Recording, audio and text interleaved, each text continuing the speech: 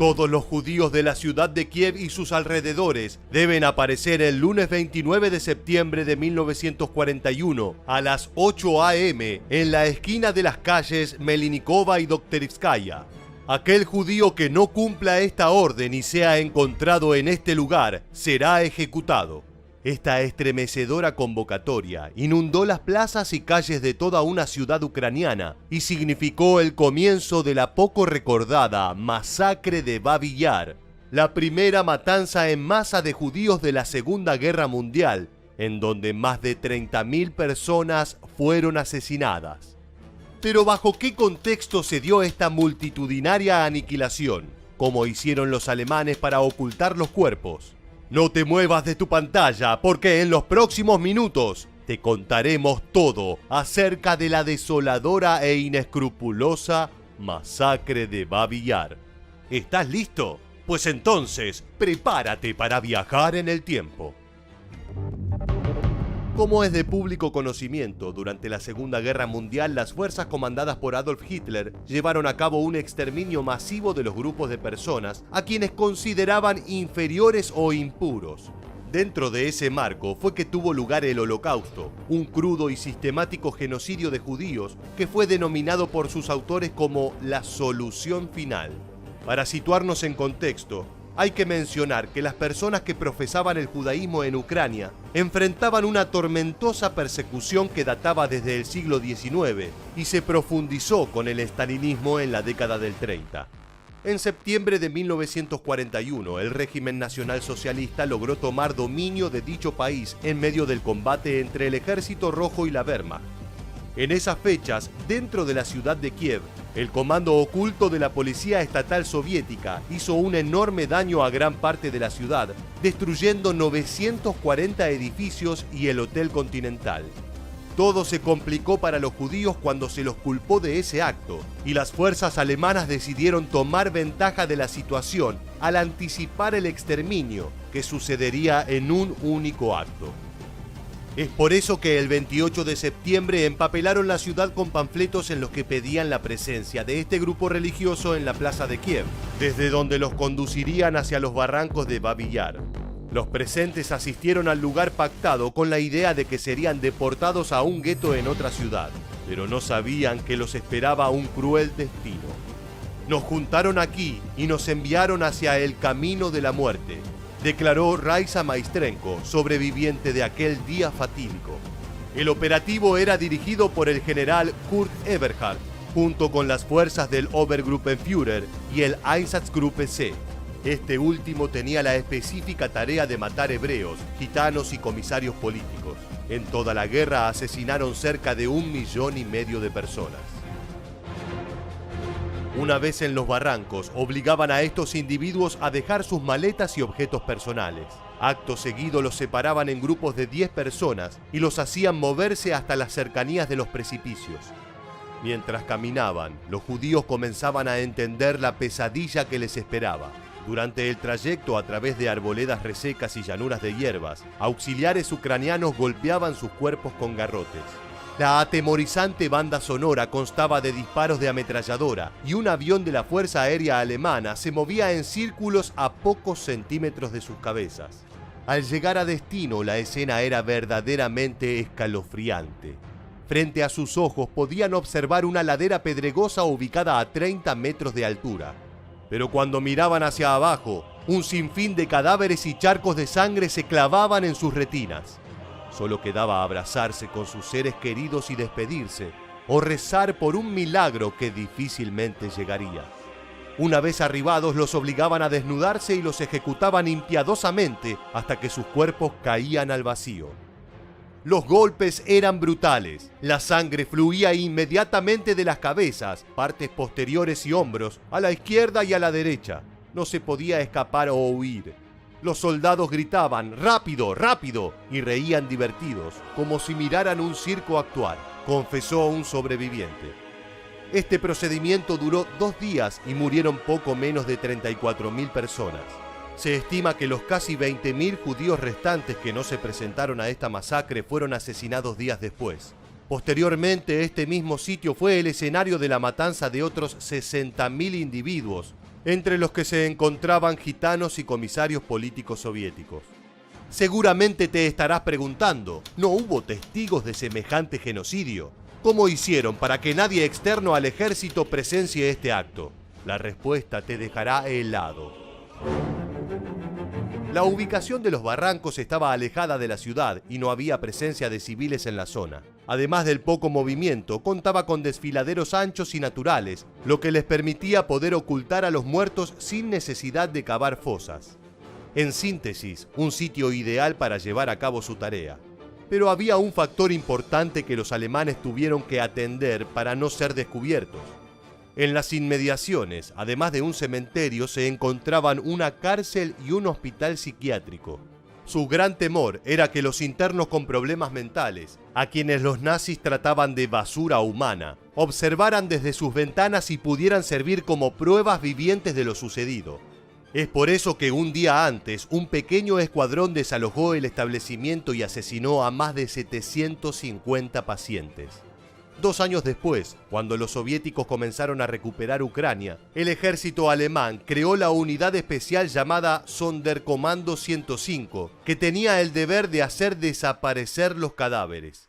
Esta agrupación logró quemar y ocultar los cuerpos, pero de todas maneras varios años después, con la guerra finalizada, la justicia pudo encontrar pruebas del genocidio. En ese juicio fue condenado a la horca Paul Blobel, jefe del comando recién mencionado. La masacre de Babi Yar fue la primera en ser masiva, es decir, en ejecutar a miles de personas dentro de una única operación. En cantidad, la ocurrida en los barrancos ucranianos fue la tercera, seguida por Aktion Erntefest en noviembre de 1941, donde aniquilaron 43.000 judíos polacos en la ciudad de Lublin, y la masacre de Odessa, donde exterminaron a más de 50.000 hebreos.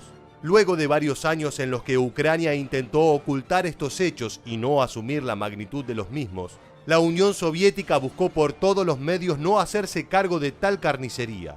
Incluso el artista Anatoly Kuznetsov tuvo que irse del país por haber escrito un poema sobre lo sucedido. Pero en 1991, con la disolución de dicha nación, el país asumió su responsabilidad en el asunto. Este año anunciaron que en 2026 se inaugurará el Centro de la Memoria del Holocausto de Babi Yar, donde habrá 12 edificios repartidos en 150 hectáreas y tendrá una magnitud similar al Yad Vashem de Israel y al Memorial del Holocausto en Washington. El objetivo del Centro Memorial del Holocausto Babi Yar es proporcionar un homenaje y una conmemoración adecuados a las víctimas que fueron asesinadas por los nazis en el lugar. Durante demasiado tiempo su memoria no ha sido honrada, afirmó Ina Jor, directora de comunicación internacional de la institución. Por último citaremos a Vitaly Klitschko, alcalde de Kiev, quien declaró que mientras viva el recuerdo de esos acontecimientos, mientras recordemos a cada víctima, a cada justo del mundo, el holocausto no se repetirá.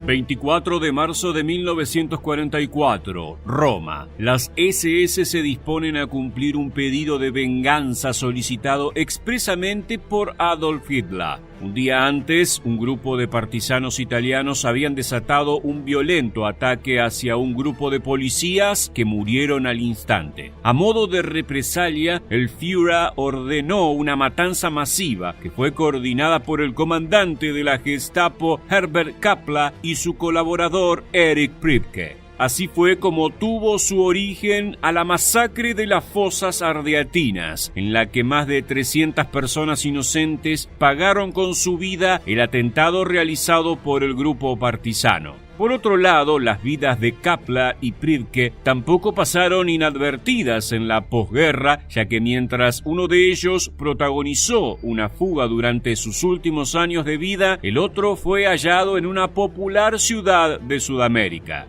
A su vez, la masacre de las fosas ardeatinas provocó la indignación de algunos adeptos de la Iglesia, ya que aparentemente el Papa Pío XII tenía información de que esta aniquilación iba a ser llevada a cabo, pero su reacción no fue la esperada. Entonces, ¿cómo se originó esta terrible matanza y en qué consistió? No te muevas de tu pantalla, porque en los próximos minutos te contaremos todo acerca de la masacre de las fosas ardeatinas, cuando Hitler vengó la muerte de sus policías en Italia con un brutal exterminio. ¿Estás listo? Pues entonces, prepárate para viajar en el tiempo. El ataque provocó la muerte instantánea de 28 policías y 2 civiles. Ni bien la noticia llegó a los oídos de Adolf Hitler, no dudó en exigir una urgente represalia y ordenó que por cada uno de los policías que murió debían asesinar a 10 italianos, es decir, 280 víctimas. No obstante, la aniquilación sobrepasaría esa cifra. Al mando del pedido del Führer estaría Herbert Kappler, comandante de la Gestapo en Roma, asistido por el capitán de las SS, Erich Priebke. Por otro lado, es importante mencionar que a la hora de elegir a los ejecutados, Kappler no buscó a los agresores ni a los posibles allegados, sino que seleccionó personas al azar. De esta forma, elaboró una lista integrada por presos condenados a muerte o en espera de juicio, judíos detenidos con destino a campos de exterminio, personas acusadas de terrorismo pero liberadas por falta de pruebas y civiles que simplemente se encontraban en las calles de Roma. Todas estas personas, a excepción del último grupo, se encontraban encerrados bajo prisión en cárceles romanas dirigidas por las SS, el gobierno de Italia y una formación paramilitar fascista. En total, llegaron a reunir 335 personas. El 24 de marzo, las víctimas fueron trasladadas a las fosas ardeatinas, unos antiguos vestigios de catacumbas cristianas que le permitieron a Kappler y sus hombres llevar a cabo el exterminio en secreto y ocultar los cadáveres con facilidad. La masacre de las fosas ardeatinas comenzó a las 15:30 horas y se prolongó hasta las 20. Los torturados ingresaban al sitio en tandas de a 5 y con las manos atadas tras la espalda. Eran obligados a arrodillarse incluso encima de los cadáveres de las víctimas recientes y eran asesinados de un disparo en la nuca. Al finalizar, Priebke, junto a Karl Haas, otro capitán de las SS, ordenaron sellar las entradas a las fosas mediante la detonación de explosivos. Luego de revelada la noticia, la población italiana se vio horrorizada ante la nula reacción del Papa de la Iglesia Católica, Pío XII. Según algunas versiones, estaba al tanto de que la masacre estaba a punto de efectuarse, pero no pidió una postergación de los fusilamientos y permitió que se llevaran a cabo sin problemas. La sociedad creía que una demora en su ejecución podía calmar la sed de venganza del Führer o que tal vez incluso podía dar tiempo a la llegada de los aliados. Al finalizar la guerra, en el año 1945, Herbert Kappler fue detenido por las fuerzas británicas y 2 años después fue juzgado y condenado a cadena perpetua y 15 años adicionales, no solo por esta masacre, sino también por haber participado de varios crímenes contra judíos. En el año 1975, a sus 68 años, Kappler fue diagnosticado con un cáncer terminal. 2 años después, la esposa del excomandante de la Gestapo hizo una visita a prisión, lo introdujo en una maleta y ambos se fugaron a Alemania Occidental. Sin embargo, en el año 1977, Kappler falleció. En cuanto a Erich Priebke, ayudado por el grupo Odessa, viajó con documentos falsos hacia Argentina y se hospedó en la ciudad de San Carlos de Bariloche, donde poco a poco se fue ganando una reputación como vecino ejemplar. Rápidamente se convirtió en el director del Instituto Cultural Germano-Argentino de Bariloche, institución destacada de la localidad. En el año 1994 fue hallado por Sam Donaldson, un periodista estadounidense, y Priebke admitió la autoría de los crímenes de guerra de los que se lo acusaba. Esto, por supuesto, dejó atónita a la población de Bariloche, que lo conocía como un ciudadano intachable. Finalmente, en 1998 fue condenado a cadena perpetua. Erich Priebke murió el 11 de octubre de 2013 a los 100 años de edad. Tanto las autoridades de Italia y de Argentina se negaron a otorgar un funeral a quien fuera el ex capitán de las SS. Luego de su muerte se descubrió un video en el que Priebke daba una entrevista a un periodista y entre sus frases dijo que había otros como Kapla que estaban más acostumbrados a la muerte. Para mí o para mi camarada Jules era algo terrible. A su vez, agregó que no podían oponerse a la ejecución de la masacre de las fosas ardeatinas por tratarse de órdenes directas de Hitler. Si osaban dar una respuesta negativa, habrían sido fusilados junto a las restantes víctimas. 1942, Polonia. Los pies retumban en la tierra. Son una, dos, decenas, cientos de zancadas que parecen no tener fin. Se trata de hombres, mujeres y niños que corren totalmente desnudos, sin saber dónde se hallan y bajo una lluvia de gritos alemanes. Lo único que les han dicho es que se encuentran en un campo de tránsito y lo que se ve a la distancia es un edificio que parece prometer una ducha comunitaria. Nada más lejos de la realidad. Todos se dirigen hacia una muerte que formará parte del Holocausto y que ubicará al campo de exterminio de Belzec en una de las páginas más siniestras de la Segunda Guerra Mundial, con solo 2 supervivientes. Pero ¿cuál fue el motivo por el que se transformó en uno de los peores campos de la Alemania nazi? Quédate con nosotros durante los próximos minutos para conocer cada detalle de esta trágica historia. ¿Estás listo? Pues entonces prepárate para viajar en esto. Eliminar a todos los judíos del centro y el este de Polonia. Las construcciones de Belzec rodeaban el río Bug en la parte oriental del país. Sus administradores eran entre 20 y 30 hombres de las SS, asistidos por 90 ucranianos que como prisioneros de guerra se habían ofrecido para servir a los alemanes luego de su entrenamiento en el campo de Travniki. También estaban los Volksdeutsche, habitantes del este europeo de ascendencia germana.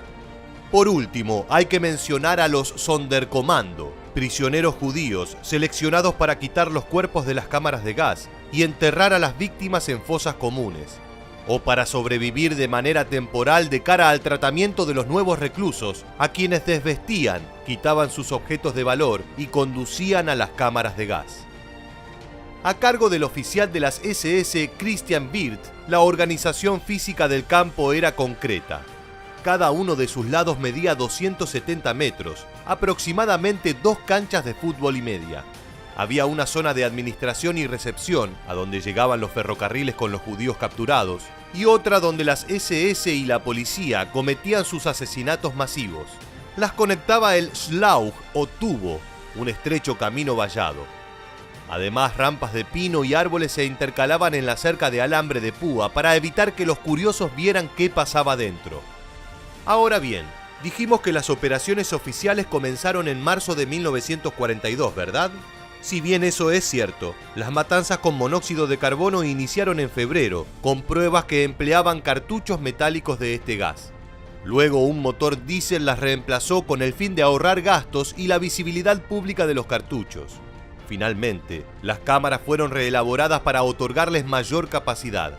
Así que de 3 salas contenidas en un edificio de madera, se pasó a 6 distribuidas en una construcción de ladrillo y concreto. Aquí hacemos un alto para aclarar algo sobre el comandante Wirth. Este hombre había participado en Action T4, un programa que eliminó cerca de 300.000 personas en hospitales psiquiátricos de Alemania, Austria, Polonia y el Protectorado de Bohemia y Moravia. Tras esta experiencia, fue él quien decidió utilizar cámaras de gas fijas por primera vez y no camiones como en el centro de Chelmno, si bien uno de ellos sí se usó para judíos y gitanos que eran trasladados desde lugares próximos. A partir de marzo, casi todos los judíos murieron sin ningún tipo de mediación tras llegar a Belzec. Los trenes que arribaban al campo tenían de 40 a 60 vagones. Cada uno hacinaba hasta 100 personas. Las cámaras podían exterminar hasta 20 de aquellos vagones a la vez. Antes de la acción, las SS les anunciaba a los deportados que ese era un campo de tránsito y que debían entregar todos sus objetos de valor. A las mujeres se les cortaba el pelo. A medida que el tiempo pasaba, los judíos empezaron a darse cuenta de lo que los aguardaba, así que las condiciones se volvieron caóticas. Lo único que no cambió fueron las tareas de los Sonderkommando y las de ferrocarriles que extraían los restos de las víctimas directamente desde las cámaras. Tampoco se modificó la manera de guiar a los prisioneros, quienes debían correr desnudos por el tubo hacia las cámaras que estaban señaladas como duchas. Para diciembre de 1942, ya habían perdido la vida aproximadamente 450.000 judíos de Polonia, Alemania, Austria, Checoslovaquia y Eslovaquia. No obstante, hay fuentes que creen que sus cámaras de gas asesinaron a alrededor de 600.000 judíos. Solo superado por Treblinka y Auschwitz-Birkenau, Belzec se transformó así en el tercer peor campo de exterminio de los nazis. Ahora bien, ¿por qué no es tan conocido como Auschwitz, Treblinka o Dachau? En primer término, porque los alemanes lo desmantelaron una vez terminada la tarea. Los últimos Sonderkommando exhumaron y cremaron los cuerpos de los prisioneros. A continuación, los alemanes construyeron una casa solariega y plantaron árboles. El segundo punto es que casi nadie logró escapar. Si bien se cree que hasta 50 personas se fugaron con éxito, solo 7 quedaron con vida. 2 de ellas, Rudolf Roeder y Jaime Hirschman, declararon al respecto ante la Comisión Polaca para la Investigación de Crímenes de Guerra Nazis. Por eso se los considera como los únicos supervivientes. Pero claro, los hechos sí lograron salir a la luz. Es por eso que recuperamos el principal testimonio de lo que fue aquel horror. En su libro Belzec, Roeder explicó: alrededor de una docena de SS, con látigos y bayonetas, condujo a las mujeres hacia un edificio. Quienes se resistían murieron. Escuché que las puertas se cerraban. Oí gritos de mujeres y niños que helaban la sangre, hasta que todo se volvió un solo, largo y espantoso grito. Esto se extendió por 15 minutos. Después, un silencio total. Roeder murió en 1977 en Canadá, no sin antes aportar declaración en 1960 en ocasión del juicio contra 8 miembros de las SS que trabajaron en Belzec. Nos alejamos de una de las partes más oscuras de los años 40, no sin antes preguntarte, ¿qué es lo que más te sorprende de lo que aconteció en Belzec? Déjanos tu comentario en la bandeja aquí debajo. También te invitamos a suscribirte y activar las notificaciones para conocer muchos más sucesos militares que dejaron su huella en la historia. Muchas gracias por acompañarnos y hasta el próximo video.